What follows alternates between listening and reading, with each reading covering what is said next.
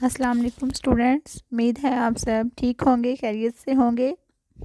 ہم لوگ جو ہیں شارٹ کویسچنس کو اسٹڈی کر رہے ہیں۔ فرسٹ چیپٹر کے جو شارٹ کویسچن ہیں اس کے بارے میں ہم ڈسکس کر رہے تھے۔ کچھ شارٹ کویسچنس میں نے آپ کو لاسٹ لیکچر میں بتائے تھے، کچھ ہم آج ڈسکس کریں گے۔ اور سیکنڈ ایئر آپ کی جو اسائنمنٹ ہے، ہوم اسائنمنٹ، جو کہ آپ نے 15 دسمبر تک کر کے بھیجنی ہے، اس کے بارے میں میں آپ کو دوبارہ بتا دیتی ہوں کہ اپنے 150 شارٹ کویسچن جو ہیں فرسٹ چیپٹر سے وہ بنا کے تو کالج بھیجنے ہیں، بائی پوسٹ یا بائی ہینڈ آپ نے سبمٹ کروانی ہے۔ اسائنمنٹ پہ آپ کا نام، آپ کا رول نمبر، آپ کا سبجیکٹ، آپ کے ٹیچر کا نام واضح طور پر لکھا ہونا چاہیے، اور اس کے علاوہ آپ کا سیکشن بھی مینشن ہونا چاہیے۔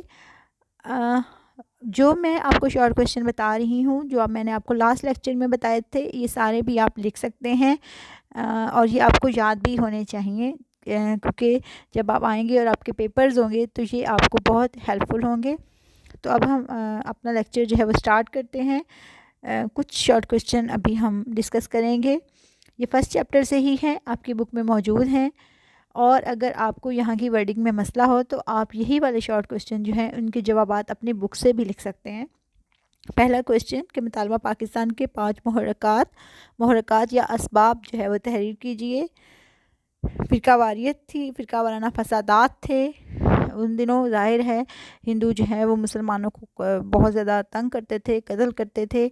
کچھ مسلمانوں کے معاشرتی حالات بہت خراب تھے، اور کچھ مسلم جو ہیں وہ اپنی زبان اور ثقافت کی حفاظت کرنا چاہتے تھے۔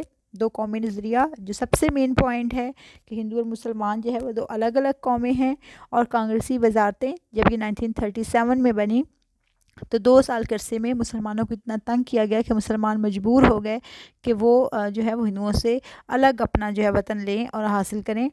پھر قرارداد پاکستان کب اور کس نے پیش کی؟ یہ بنگال کے وزیر اعظم مولوی فضل الحق نے 23 مارچ 1940 کو پیش کی تھی۔ پھر 5 رہنماؤں کے نام لکھیں جنہوں نے قرارداد پاکستان سے پہلے الگ وطن کا تصور پیش کیا۔ علامہ اقبال ہیں اس میں، چودھری رحمت علی نے 1933 میں ناؤ اور نیور میں اس کو پیش کیا، سید جمال الدین افغانی ہیں، عبدالحلیم شرر ہیں، اور مولانا محمد علی جوہر ہیں۔ اور اس کے بعد علامہ اقبال نے دسمبر 1930 میں مسلم لیگ کے سالانہ اجلاس میں صدارتی تقریر کرتے ہوئے جداگانہ مسلم مملکت کا تصور پیش کیا تھا۔ It's very important. اس کے بعد 3 علماء کے نام لکھیں جنہوں نے تحریک پاکستان میں بھرپور حصہ لیا۔ جو بھی آپ کو 3 نام آپ کی بک سے ایزی لگے وہ آپ کر سکتے ہیں۔ میں نے یہاں پہ جو 3 نام بتا رہی ہوں وہ مولانا شبیر احمد عثمانی، مولانا اشرف علی تھانوی اور مولانا ظفر احمد انصاری کے نام قابل ذکر ہیں۔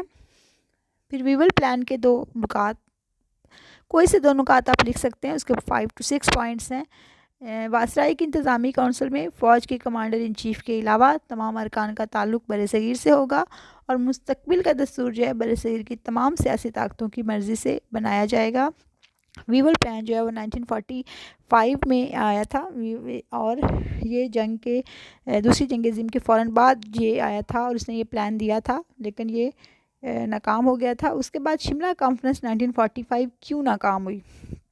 ظاہر ہے کہ شملہ کانفرنس میں جو قائد اعظم ہے اور جو ہندو ہیں ان کا آپس میں پیچ اپ نہیں ہو سکا تھا، کہ قائد اعظم کا موقف یہ تھا کہ عبوری حکومت میں جو حکومت اس وقت بنائی جانی تھی اس میں جو مسلمان 5 مسلمان وزراء ہیں وہ 5 مسلم لیگ سے ہوں گے، کیونکہ ان کا موقف تھا کہ مسلم لیگ ہی مسلمانوں کی واحد نمائندہ جماعت ہے۔ لیکن کانگریس یہ کہتی تھی کہ مولانا عبدالکلام آزاد کو ان کی طرف سے مسلم سیٹ پر وزیر بنایا جائے۔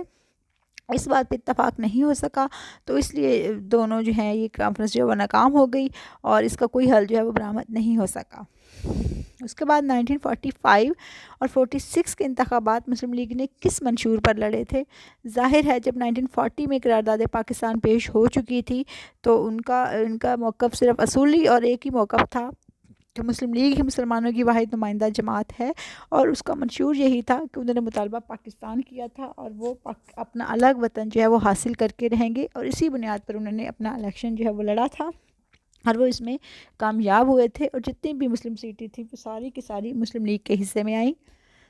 اس کے بعد کابینہ مشن پلان کے 3 وزراء کے نام لکھیں۔ یہ بہت امپورٹنٹ کویشچن ہے، بہت زیادہ امپورٹنٹ کویشچن ہے، اور یہ نام آپ کو آپ کی فنگر ٹپس پہ ہونے چاہیے: سر اسٹیفن کرپس، اے وی الیگزینڈر اور سر پیٹرک لارنس۔ اس کے بعد کابینہ مشن کے 2 اہم نکات کون کون سے ہیں؟ اس کے 5 to 6 نکات ہیں، جو بھی آپ کو پوائنٹس ایزی لگیں وہ آپ لکھ سکتے ہیں۔ بہرحال یاد آپ کو سارے ہونے چاہیے کہ برصغیر میں ایک یونین قائم کی جائے گی جس کے پاس امور خارجہ، دفاع اور مواصلات کے شعبے ہوں گے، اور باقی ماندہ جو شعبے ہیں وہ صوبوں کے کنٹرول میں دے دیے جائیں گے۔ اور اس کے بعد مسلم لیگ نے راست اقدام 16 اگست 1946 کو منایا تھا۔ اس کے بعد نیکسٹ کویشچن، 3 جون 1947 کے منصوبے کے 2 نکات لکھیے۔ یہ جو 2 نکات ہیں، ضروری نہیں ہے کہ آپ سے 2 نکات ہی پوچھے جائیں، 3 بھی پوچھ سکتے ہیں، 4 بھی پوچھ سکتے ہیں، پورے کا پورا منصوبہ بھی پوچھ سکتے ہیں، تو یہ آپ کو یاد ہونا چاہیے۔ اس میں برصغیر کو 2 الگ الگ مملکتوں یعنی پاکستان اور بھارت میں تقسیم کیا جائے گا۔ صوبہ سرحد اور سہلٹ میں استصواب رائے سے عوام کی مرضی معلوم کی جائے گی۔ یہ صرف 2 نکات یہاں لکھے ہوئے ہیں، اس کے جو بھی نکات ہیں یہ کویشچن بہت امپورٹنٹ ہے، یہ آپ کو سارے یاد ہونے چاہیے۔ پھر قانون آزادی ہند کا منظور ہوا، یہ جو ہے 18 جولائی 1947 کو منظور ہوا تھا۔ اس کے بعد حد بندی کمیشن کا سربراہ کون تھا؟ پنجاب اور بنگال کی تقسیم کے لیے جو حد بندی کمیشن بنایا گیا تھا، جو کہ 3 جون 1947 کے منصوبے میں ڈیسائیڈ کیا گیا تھا کہ پنجاب اور بنگال کو تقسیم کیا جائے گا، اور اس کی حد بندی کے لیے جو کمیشن بنایا گیا اس کی سربراہی جو ہے وہ ایک انگریز وکیل سر سائرل ریڈکلف کے حوالے کی گئی تھی، اور جس نے اس کے بعد ایک بڑا کامن سا کویشچن کہ پاکستان کب مارز وجود میں آیا، اٹ واز ڈیفینیٹلی کب آیا تھا؟ 14 اگست 1947 کو۔ بیسکلی یہ 15 اگست کو وجود میں آیا تھا، لیکن پاکستان اور انڈیا نے جو اپنی جشن آزادی ہے وہ ایک دوسرے سے الگ الگ ڈے پہ رکھی ہوئی ہے، تو اس وجہ سے پاکستان جو ہے وہ اپنے جو انڈیپینڈنس ڈے ہے وہ سیلیبریٹ کرتا ہے 14 اگست 1947 کو، اور انڈیا اس کو سیلیبریٹ کرتا ہے 15 اگست 1947 کو۔ اس کے بعد 1857 کی جنگ آزادی کے مسلمانوں پر کیا اثرات پڑے ہیں؟ میں نے آپ کو پہلے دن یہ بتایا تھا کہ یہ جنگ جو ہے وہ ہندوؤں نے اور انگریزوں نے مل کر ہندوؤں نے اور مسلمانوں نے مل کر لڑی تھی، لیکن آخر میں ہندوؤں نے سارے کا سارا ملبہ مسلمانوں پر ڈال دیا۔ اب اس میں کیا مسلمانوں پر اس کے اثرات مرتب ہوئے؟ مسلمانوں کو بے دریغ قتل کیا گیا، ان کی جائیدادیں جو ہیں وہ لوٹ لی گئیں، ان کو سرکاری ملازمتوں سے نکال دیا گیا، ان کی جاگیریں بھی چھین لی گئیں، ان پر تعلیم کے دروازے بند کر دیے گئے، معاشرتی میدانوں میں ان کو کچل دیا گیا، اور مسلمان ایک تباہ حال قوم بن گئے۔